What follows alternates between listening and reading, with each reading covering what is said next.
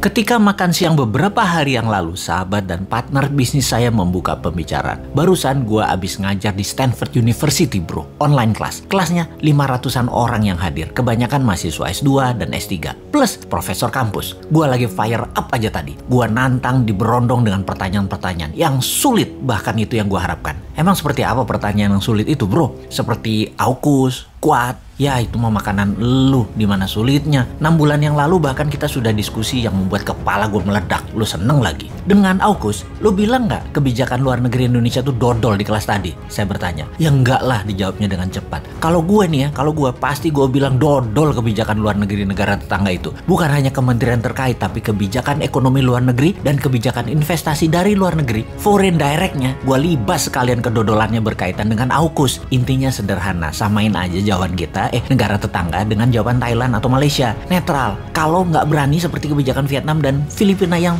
terus terang mendukung AUKUS.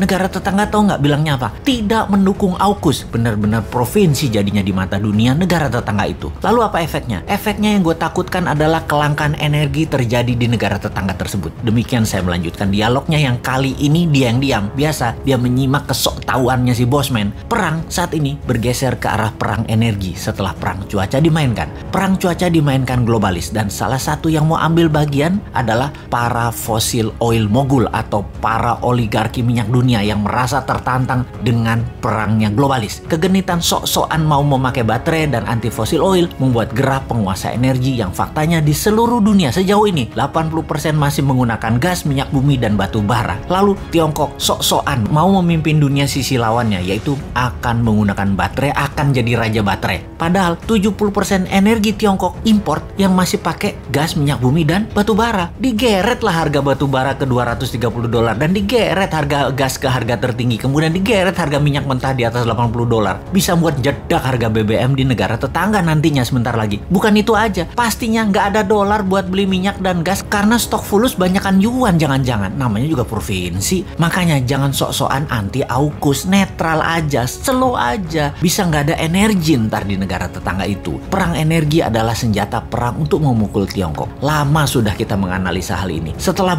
perang biologi, perang pangan, perang cuaca, yaitu perang energi sekarang. Nanti berlanjut dengan perang teknologi seperti dihacknya sosmed WA, IG, dan FB baru-baru ini. Perang space atau angkasa atau satelit dan lain sebagainya yang telah kita urai banyak di video-video dan tulisan sebelum ini. Perang energi yang baru diluncurkan ini ada 2 front untuk mengepung Tiongkok. Satu lewat Timur Tengah, yang satu lewat Rusia. Rusia raja gas membuat harga gas naik ke $50 per MMBTU. Sementara di Timur Tengah dipimpin Saudi, oil dinaikkan ke atas $80 per barelnya. Mungkin ke 100. Strategi awalnya dengan mengepung dalam tanda kutip menyerang Eropa, tapi minus Inggris. Inggris kan AUKUS. Yang efeknya beberapa negara Eropa mulai membunyikan alarm peringatan akibat hal ini. Perancis dan Spanyol menyebutkan kenaikan harga gas ini akan berdampak naiknya tarif dasar listrik yang berujung inflasi. Hal ini diperparah dengan Eropa yang sebentar lagi memasuki musim dingin, di mana kebutuhan akan gas meningkat pesat. Dalam krisis ini siapa yang memainkan? Ya bener, konconya Trump, si Putin Rusia itu bersama oligark petroleum Amerika yang di belakangnya Partai Republik yang pastinya gengnya Trump yang memainkan. Fakta lain lagi, Rusia merupakan supplier gas alam terbesar Eropa. Persentasinya lebih dari 43%. Di mana bulan lalu 40 anggota Parlemen Eropa telah menulis surat dan menuduh perusahaan Rusia,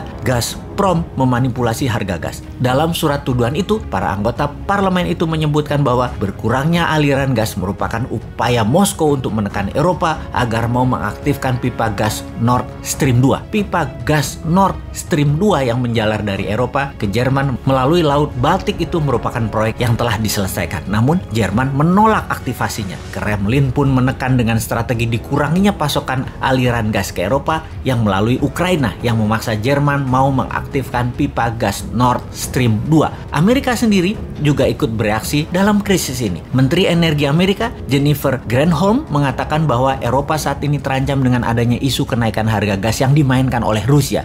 Bisa aja nih Amerika, padahal Amerika yang ngasih go ahead dan Amerika juga yang diuntungkan dengan shale gasnya yang masih berjibun. Di sisi seberang negara tetangga kita jadi punya kemungkinan akan terjadi kelangkaan energi karena efek kepungannya AUKUS beberapa bulan ke depan di tahun 2022. Itulah dodolnya karena menjadi provinsi Tiongkok. Semoga sekali lagi salah lagi nih analisa si Sontoloyo ini.